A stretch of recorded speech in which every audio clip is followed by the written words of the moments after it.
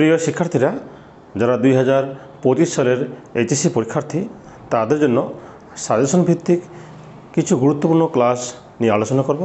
তার মধ্যে আজকে আমরা জানব জটিল সংখ্যার কয়েকটি গুরুত্বপূর্ণ গাণিতিক প্রবলেম নিয়ে, যেগুলো বোর্ড পরীক্ষায় প্রায় এসে থাকে। যেমন নাম্বার ক, 15 + 8i এর বর্গমূল নির্ণয় করতে হবে। আমরা জটিল সংখ্যার বর্গমূল নির্ণয় করব 15 + 8i। নাম্বার ক নম্বরে একবারে সহজ পদ্ধতি, 15 + 8i এর বর্গমূল আমরা নির্ণয় করব। আমরা জটিল সংখ্যার বর্গমূল নির্ণয়ের কয়েকটা পদ্ধতি আছে, তার মধ্যে আমি সবচেয়ে সহজ যে পদ্ধতি সেটা আমি আজকে দেখিয়ে দিব। এখানে আমরা চেষ্টা করব এখানে যে 15 + 8i এটাকে সূত্রে প্রয়োগ করার। যেমন এখানে 15 দেওয়া আছে, যদি আমরা 16 থেকে 1 বাদ দিই, যেমন 16 + 8i - 1, মানে 16 থেকে যদি 1 বাদ দিই তাহলে কিন্তু 15 এসে থাকে, আর মানের কোনো পরিবর্তন হয় না। তারপরে নেক্সট লাইন 16 থেকে এটাকে 1টাকে আমরা 16 আর 1, এই -1 পরিবর্তে আমরা i² প্রয়োগ করব। যেমন এখানে 16 + 8i -1 পরিবর্তে আমরা কিন্তু i² লিখতে পারি। আমরা জানি যে i² = -1। i হলো একটি কাল্পনিক সংখ্যা, যার i² পরিবর্তে আমরা -1 লিখতে পারি, তোমরা জানো সেটা। এখন এখানে আমরা সূত্র a + b অথবা a + b² অথবা a - b² এর সূত্র প্রয়োগ করার চেষ্টা করব। 16 এখানে দেখি 4² দিব, 4² + 2 × 4 × i + i²। দেখো আমাদের এখানে একটি বর্গের সূত্র কিন্তু পড়ে গেছে। এটাকে আমরা a + b² অর্থাৎ 4 + i দিয়ে হোল² আকারে লিখতে পারি। আর বাম পাশে আমাদের থাকতেছে 15 + 8i। এখনও কিন্তু বর্গমূল হয়নি, জাস্ট আমরা এটাকে ভেঙে এখানে আমরা আমাদের সুবিধা মতো, অঙ্কের চাহিদা মতো এখানে প্লাস মাইনাস করে এরকম একটি সূত্রে আনার চেষ্টা করতে হবে, সূত্রে ফেলার চেষ্টা করতে হবে। এখানে এক কথা স্কোয়ার আনার চেষ্টা করতে হবে, অথবা প্লাস হতে পারে অথবা মাইনাস হতে পারে। আমাদের চাচ্ছে বর্গমূল, আমরা এখনও বর্গমূল করিনি, এখন বর্গমূল করব।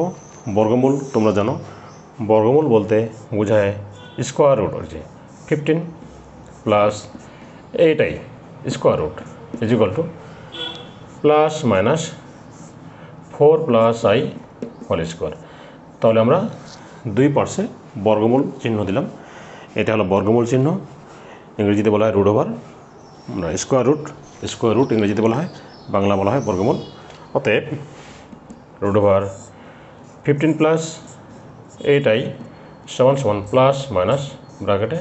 + i।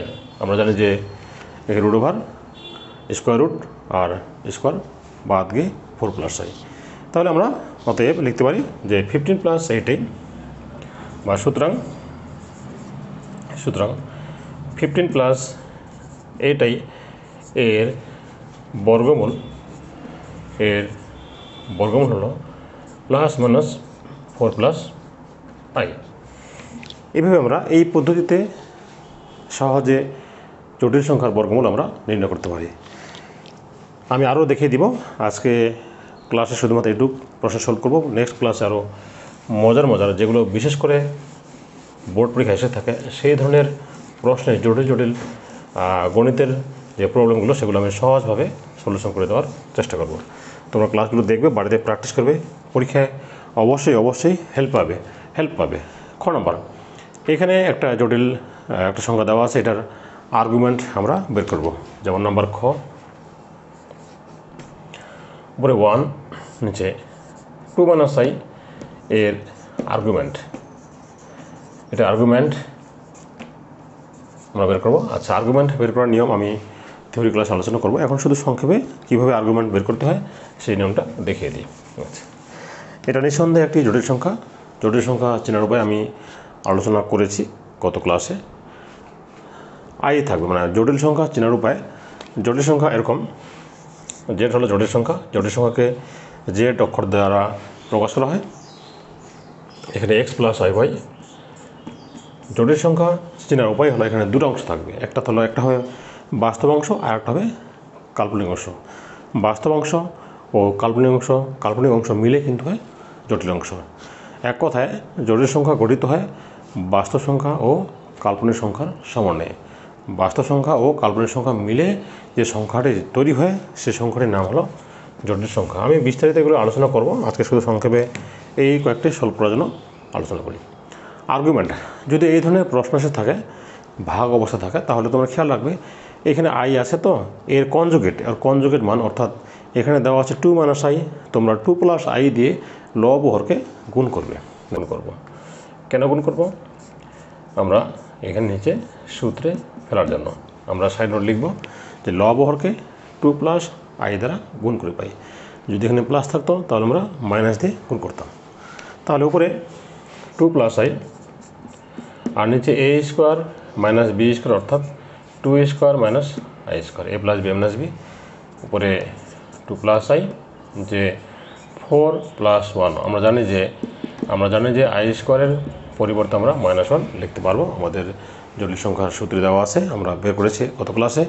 এখন দেখো এখানে যে 2 + উপরে হলো 2 + i আর নিচে কত 5। এখন যেখানে যে কাজটা করতে হবে, আমরা বাস্তবগুলো আর কাল্পনিকগুলো আমরা পৃথক করব। যেমন দেখো এখানে বাস্তব কাল্পনিক পৃথক করব। তাহলে 2/5 + i/5, আমি আরও সহজ করে দিচ্ছি, 2/5 + 1/5 × i। আমাদের এটা কিন্তু বাস্তব, এটা কিন্তু কাল্পনিক। এখন আমরা বের করব আর্গুমেন্ট। দেখো ধরি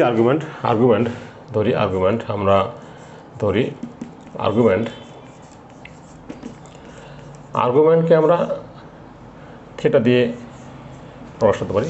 ধরলাম আর্গুমেন্ট হলো থেটা, তাহলে থেটা সমান tan ইনভার্স 1/5 আর নিচে হলো 2/5। আমি সূত্রটা তোমাদের দেখিয়ে দিই। আচ্ছা, তাহলে তোমরা বিষয়টা ক্লিয়ার হবে। জটিল সংখ্যাকে বলা হয় x + iy, এর একটা জটিল সংখ্যা।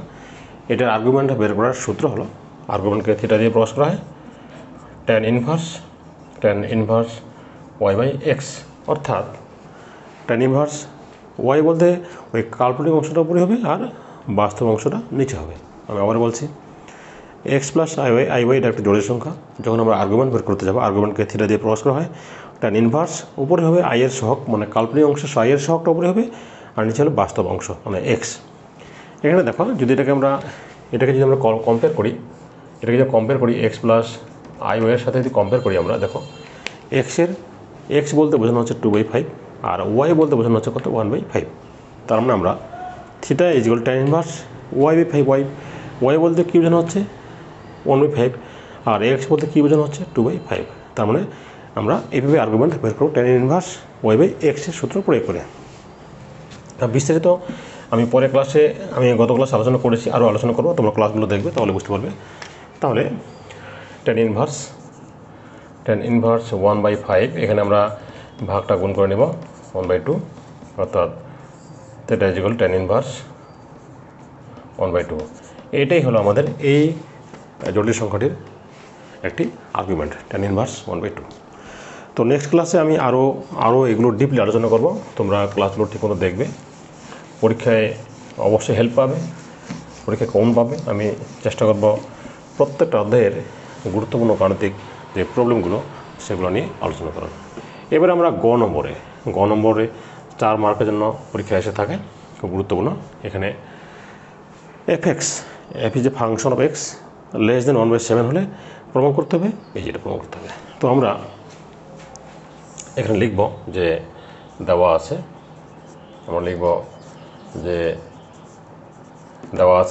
f(x) < 1/7, এটা আমাদের দেওয়া আছে সমীকরণে, f(x) < 1/7। আচ্ছা, f(x) এর মান দেওয়া আছে কত, x - 3, মডুলাস x - 3 < 1/7 এর মান দেওয়া আছে। এটা দিব আমরা 1 নং সমীকরণ, এটা আমরা 1 নং সমীকরণ দিব। আমাদের প্রমাণ কিন্তু x² - 9, তার মানে এখানে আমাদের x - 3 আছে, যদি x + 3 আনতে পারি তাহলে কিন্তু যখন দুটো সমীকরণ গুণ করবো তখন কিন্তু আমাদের এই মানটা বের করে আনা খুবই সহজে সম্ভব।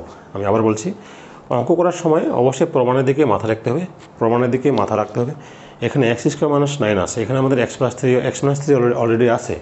যদি এখানে আমরা x + 3 আনতে পারি তাহলে দুটো গুণ করলে আমাদের কিন্তু এটা বাম পাশটা প্রমাণ চলে আসবে, বাম পাশে প্রমাণ হলে ডান পাশে এমনিতে চলে আসবে।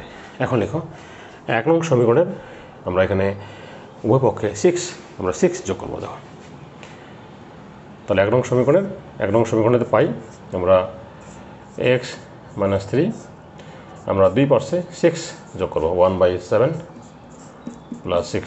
এখানে সাইড নোট অবশ্যই পরীক্ষা লিখবে তোমরা যে উভয় পক্ষে 6 যোগ করে পাই। নেক্সটে দেখো x - 3 + 6, এখানে আমরা মডুলাস দিতে পারবো। এখানে লসাগু নাও, তো 7, 1 + 7 কত হয়? 42। আমরা এটাকে এখন একত্রে লিখতে পারি, যেমন দেখো x - 3 + 6 < 43/7 47। এখানে একটা সূত্র আমাদের জানা আছে যে যেহেতু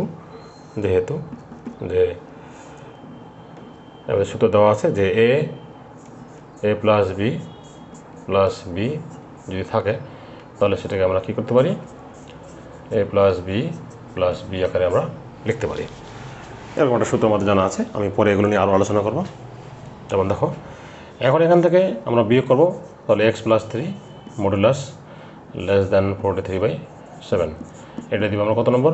2 নম্বর সমীকরণ। এটা দিব আমরা 2 নম্বর সমীকরণ। এখন দেখো, এখন 1 নং সমীকরণ আর 2 নং সমীকরণ যদি আমরা গুণ করি তাহলে কিন্তু আমাদের প্রমাণ চলে আসবে। তার সমীকরণ 1 গুণন সমীকরণ 2। আচ্ছা দেখো বাম পাশে এখানে আছে x - 3, এখানে আছে x + 3, ডান দিকে এখানে আছে 1/7 × 43/7। আমরা বাম পক্ষ গুণ করলাম, ডান পক্ষ গুণ করলাম। এখন দুটাতে মডুলাস আছে, এটাও একটা সূত্র আছে, আমরা প্রতিজ্ঞা আছে x - 3 আকারে, এভাবে আমরা ব্র্যাকেট আকারে x + 3 আকারে নিতে পারবো, < 1/উপরে 43 আর নিচে সাথে কত আছে? 49। অতএব এখন দেখো x² - 3² < 43 কত? 49। অতএব মডুলাস x² - 9 < 43 কত? 49। এভাবে খুব সহজে আমরা এই ধরনের যে প্রবলেমগুলো সেগুলো আমরা সলভ করতে পারি। তো তোমরা বাড়িতে প্র্যাকটিস করবে, আমি পরের ক্লাসে আরও গুরুত্বপূর্ণ এখান থেকে আলোচনা করব।